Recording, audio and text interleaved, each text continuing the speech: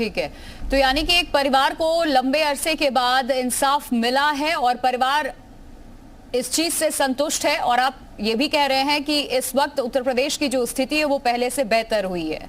कपिल श्रीवास्तव हमारे साथ प्रवक्ता है समाजवादी पार्टी के। सर, मैं चाहूंगी उनको भी मैं इस वक्त जोड़ लूं, क्योंकि कपिल श्रीवास्तव जी, अखिलेश यादव कहते हैं कि उत्तर प्रदेश में कानून व्यवस्था नाम की कोई चीज नहीं है इस वक्त। एक परिवार जो लंबे अरसे से इंतजार कर रहा था, बाद में मैं पॉलिटिकल एंगल आपका चाहूंगी कि आप इस पर रखिएगा, लेकिन उस परिवार तक जब आज ऐसी खबर पहुंचती है सर, तो कहीं ना कहीं उसे सुकून जरूर मिलता है, क्योंकि जिसको उसने खोया, एक लंबी लड़ाई के बाद जिस पीड़ा को वो आज तक सहन करता रहा, आज जाकर के कहीं ना कहीं कम हुई है।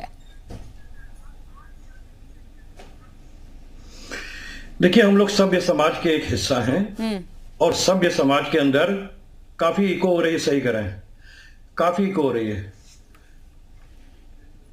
सभ्य समाज के अंदर इस तरीके की चीजों को, जो गैर विधिक कार्रवाई है जी, उसको किसी भी भावना के साथ जोड़ा नहीं जा सकता है। देखिए, विधायक जी ने जो बातें अभी कही हैं, कहीं ना कहीं उस पद पर रहते हुए उन्होंने कानून की परिधि में अपनी बातों को रखा है। यह ठीक बात है कि वो पीड़ित रहे हैं और उनका परिवार पीड़ित रहा है। जो उन्होंने भोगा होगा वो उनकी आत्मा भी जानती होगी जी। लेकिन मैं इस बात को जरूर कहूंगा कि विधायक जी ने बहुत संतुलित होकर के अपनी बात कही है। बिल्कुल। और आज भी मैं कह रहा हूं आपको, कोई दिन ऐसा नहीं है जिसमें पेपर में 2, 4, 6, 10 मर्डर ना निकलते हो। और आज अभी आप देख लीजिए, क्या आप ये कंपेयर करेंगे? ये विधि व्यवस्था है कि कोर्ट के अंदर कोई व्यक्ति जा रहा है ट्रायल के लिए, वो सुरक्षित नहीं है। बिल्कुल भी नहीं। इसे कोई कहीं से भी व्यक्ति चिकित्सा के जांच के लिए जा रहा है और पुलिस अभिरक्षा में है, वो सुरक्षित नहीं है। तो ये लॉ एंड ऑर्डर का फेल्योर है कि नहीं? मैं तो एक दूसरी बात कहता हूं, जिस तरीके से इसको मारा गया है, वकील के ड्रेस में जिस तरीके से जो व्यक्ति जाकर के मारे हैं, ये इंटेलिजेंस का क्या फेल्योर नहीं है? ये हमारी जो कचहरी है उसकी जो सुरक्षा होती है, जो मेटल डिटेक्टर होता है, वो सबके नाम पर होता है। और कोर्ट के अंदर भी जाने से पहले मेटल डिटेक्टर, मैं क्योंकि स्वयं एक वकील हूं और मैं प्रैक्टिशनर वकील हूं, मैं इसलिए आपको कह रहा हूं, मैं सिविल कोर्ट में ही और ट्रायल कराता हूं। ठीक है, सिविल और सेशन कोर्ट को ही देखता हूं, मैं अपने यहाँ की भी सुरक्षा देखता हूं।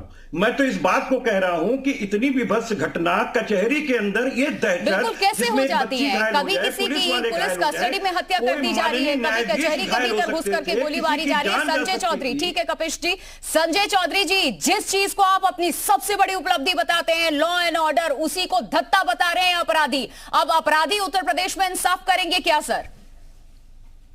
नहीं, अपराधियों की स्थिति तो एकदम साफ है कि जिस प्रकार की अपराध करने वाले लोगों का उत्तर प्रदेश में पिछले 6 सालों में जो हट हुआ है, वो उत्तर प्रदेश की जनता ने भी देखा है और उत्तर प्रदेश को जानने वाले लोगों ने बहुत अंतरतम से महसूस भी किया है।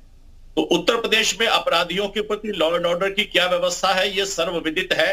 लेकिन जैसा होता है, कुछ घटनाएं अपवाद के स्वरूप होती हैं, ये बिल्कुल उसी प्रकार की घटना है। लेकिन इस घटना पर भी उत्तर प्रदेश के प्रशासन ने, उस उत्तर प्रदेश सुरक्षा में चूक हुई। कचहरी के भीतर कोई हथियार लेकर के पहुंच जा रहा है, वकील के भेष में, कोई भी कल कुछ भी कहीं भी जा सकता है। फिर तो सर, सबसे सुरक्षित स्थान पे इस तरीके की घटनाएं हो रही हैं, तो फिर सवाल खड़े होंगे ना। यहां भी सुरक्षा में चूक हो जा रही है। जज बैठे हुए, अंदर इतने वकील है, इतने सारे लोग हैं, 2 पुलिसकर्मी सहित एक बच्ची घायल हो गई।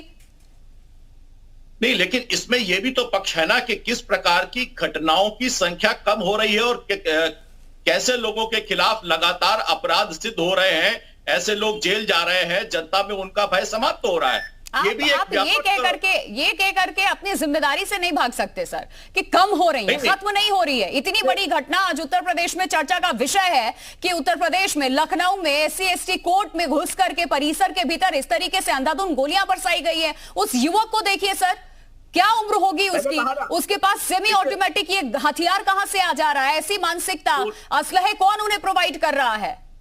देखिए, जो भी प्रोवाइड कर रहा है उसकी जांच होगी और जांच पे जो भी दोषी पाया जाएगा, निश्चित रूप से उनको दंड मिलेगा। लेकिन हम एक आंख बंद करके, एक आंख खोल के किसी भी समाज को पूरी तरह से नहीं देख सकते हैं। अगर हम इस घटना को देखेंगे तो 2 दिन पहले होने वाली मुख्तार अंसारी की, जिसमें उनको आजीवन कारावास की सजा होती है, हमें उसको भी देखना पड़ेगा। देखिए, दोनों आंखों को खोलकर सारी घटनाओं को एक साथ समीक्षा करनी पड़ेगी। लोग कहते हैं ना कि नीतीश पांडे कोर्ट परिसर से इस वक्त हमारे साथ जुड़े। नीतीश, लगातार इस खबर को आप कवर कर रहे हैं, मैं चाहूंगी एक बार बताइए इस पूरी घटना पे अपडेट क्या है आपके पास और ये सब कुछ कैसे घटा, क्योंकि तमाम पैनलिस्ट जो इस वक्त हमारे साथ बैठे हुए हैं, सुरक्षा को लेकर भी सवाल खड़े हो रहे हैं कि कोर्ट परिसर के भीतर कोई अपराधी इस तरीके से असलहा लेकर के पहुंच जाता है और किसी को भनक तक नहीं होती है, जहां इतने सुरक्षा कर्मी होते हैं, पुलिस वाले होते हैं। प्रिया, हमारे साथ अधिवक्ताओं के जो नेता हैं शिशिर जी, वो मौजूद हैं और अधिवक्ता भी मौजूद हैं, तो हम इन लोगों से बातचीत करेंगे। इसके साथ ही आपको दिखा दें कि पुलिस के उच्च अधिकारी भी यहाँ पर अगर बात करें तो जो प्रशांत कुमार जी हैं वो यहाँ पर पहुँचे हुए हैं। उच्च अधिकारी वो सभी इस पूरे घटनाक्रम का यहाँ पर जायजा लेने के लिए पहुँचे हुए हैं। लेकिन जो घटना हुई, हम जो सीनियर अधिवक्ता हैं और जो अधिवक्ताओं के नेता, इनसे जानेंगे कि इतनी बड़ी घटना कितना डराती है, अधिवक्ताओं को कितना डराती है सुरक्षा तंत्र की बड़ी चुनौती। देखिए, सुरक्षा तंत्र एक दुखद घटना तो है, लेकिन ये अपराध करने वाले लोग हैं, जिस प्रकार से इन्होंने बड़े बड़े हत्याकांड को अंजाम दिया है, जिस प्रकार उत्तर प्रदेश के पूर्व कैबिनेट मंत्री जो ब्रह्मदत्त द्विवेदी जी का हत्याकांड में इनका नाम रहा है, पूर्व विधायक कृष्णानंद राय जो थे, उनको मारने के बाद उनकी चोटी तक काट ली गई, ऐसे बड़े बड़े 22-23 मामलों में इनके ऊपर नेम्ड हैं। तो उन परिवारों की आहें बद्दुआएं कहीं ना कहीं बदले के रूप में समझ नियम की बात करेंगे। यहाँ पर कोर्ट परिसर में आने के लिए जिस तरह से तमाम तरह के इंतजाम किए जाते हैं, दावे किए जाते हैं, चेकिंग के दावे किए जाते हैं, सुरक्षित कोर्ट परिसर के दावे किए जाते हैं, फिर भी अपराधी यहाँ पहुँचता है, जो असलहा है वो यहाँ पहुँचता है, तो इस पर क्या कहना है?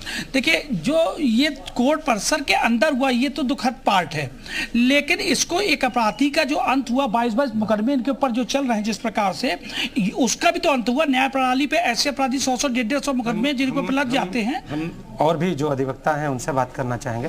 सुरक्षा तंत्र में कितनी बड़ी चूक मान है? ये बहुत ही दुखद घटना है और सुरक्षा को लेकर जो भी पैमाने हैं वो सब ध्वस्त हो चुके हैं। पुलिस कोई काम ढंग से कर नहीं रही है, कमिश्नरेट भले ही कर दिया गया हो। हाईकोर्ट में हमें ऐसी घटना, आप लोग सामने खड़े थे जी, किस वेश में था जो अपराधी था? किस वेश में? वो एडवोकेट के वेश में था। अब भैया ने कहा कि उसने खुद कई सारे कर रखे हैं, लेकिन हम ये नहीं कह सकते कि एन आई फॉर एन आई, जो मतलब सारे हम आग के बदले आग वाला काम नहीं करेंगे। न्यायपालिका में अगर आ रहा है तो सजा देने का हक सिर्फ उसको माननीय जज का है। देखिए, हम उससे उसकी जाति, समुदाय, धर्म से नहीं मतलब है, हमें सिर्फ उसको न्यायालय के समक्ष उसको प्रस्तुत करना, उसके बाद जज जो डिसाइड करेंगे वो संविधान के हिसाब से चलना है।